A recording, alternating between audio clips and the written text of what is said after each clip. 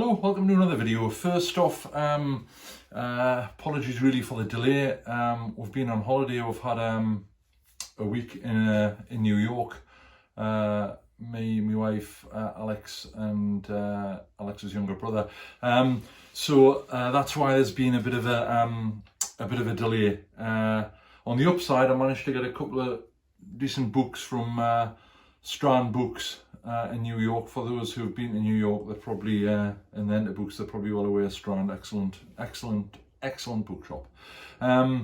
So anyway, been batting on with the Vietnam project. I've been working on the second squad. I tend to do 28mm figures in fours, just so I don't get too lose my focus too much. I find fours is a nice number and 28mm to paint. So these first four that you'll see on the turntable, they're a pack from Empress based on Full Metal Jacket. So there's no sort of description needed really, but we'll have a look at them when we get down to the turntable. And I've also done a little bit of work on the first of the way buildings. So that's where we are. We'll jump down to the turntable, have a look at the stuff. Right, so Empress Platinum 13 Full Metal Jacket Marines. These are the first two.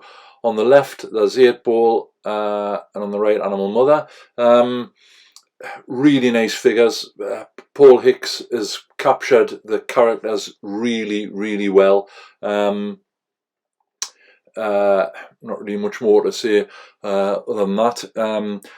Painted using my standard method. I've tried to, obviously when you paint Marines, apart from the helmet covers, there's just an awful lot of green, and I've tried to sort of vary that a little bit and just add slightly different shades.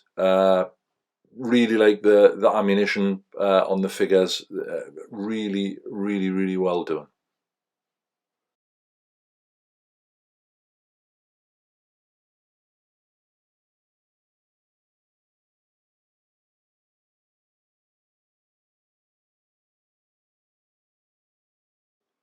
Right, and the last two, so that's Cowboy on the left and Joker on the right. Little things like the peace button. Joker's got the camera, the slung camera. Absolute joy to paint. Do take a little while, and you've just got to. It's what you're happy with. I tend to spend a little bit of time on them. I'm not doing a massive amount of figures, so sort of me thinking's that you can spend longer on them. Urban bases, as I've already described, so that they're based in where. I have got a platoon of NVA, Empress NVA, so I probably won't do those in urban bases, but we'll just have to wait and see.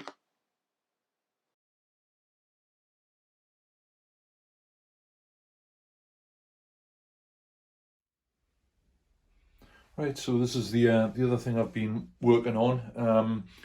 It's a row of sort of bars shops for where. I've done some work on the roof. Obviously when they come, it's sort of the flat grey board. They are marked out, but it doesn't really look like tiles. This is the stuff I was telling you about. The draw liner, fridge liner, comes on a roll. Cut it into strips, just layer it up. I've just done it roughly, but you can see it gives a much better texture for pan tiles. It stacks, so I've just done the same to these bits here. You've obviously seen it before. What I've thought about doing for the for the way board. As I mentioned before, I've ordered a Deep Cut Studios 4-foot square, just a concrete mouse mat, game mat. All of the sort of building units I'm going to put on this is 2mm MDF. It's from a company I use. It actually comes in 1-foot square squares. So what I'll be doing, this is just Slater's plastic cardboard pavement. Putting that on, this is the sort of thing I'll be doing. I'll be building some, putting walls and what have you, and doing some extra bits and bobs at the back. The other thing I quite fancied, with a lot of the photographs you see, a lot of the streets were tree lined, so I may put a couple of planters on with trees. The idea of the 1 foot square bases, sort of the raised pavement bases, is for them to be reasonably geomorphic, so I can move them around on the 4 foot square game mat, obviously given the streets. Get away with streets in 28mm, I think, for maybe 6 inches wide. There'll be enough space for maybe a car or an M48 or something like that to go up and down. So that's what we're looking at. I've got some other bits and bobs. These are the crooked dice. They're like junction boxes and pipe work. I'll be adding bits and bobs and some maybe some advertisements and names just to sort of locate it to Vietnam. So that's where we are at the moment. As I say, it's progressing quite well. Alex last Christmas got a Proxon hot wire cutter, so we're going to be using the blue craft foam, and we might knock some buildings up ourselves rather than using the MDF ones. Right, so that's the current position with Vietnam.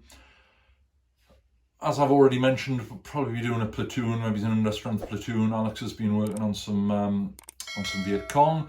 The problem I have with Vietnam, it was one of the first sort of periods I wargamed, and I always get drawn back, especially the Empress figures. And I've been looking at the standard Anzac infantry, which are really nice as well. So we'll just have to see where that goes, opening up another whole can of worms. Never mind.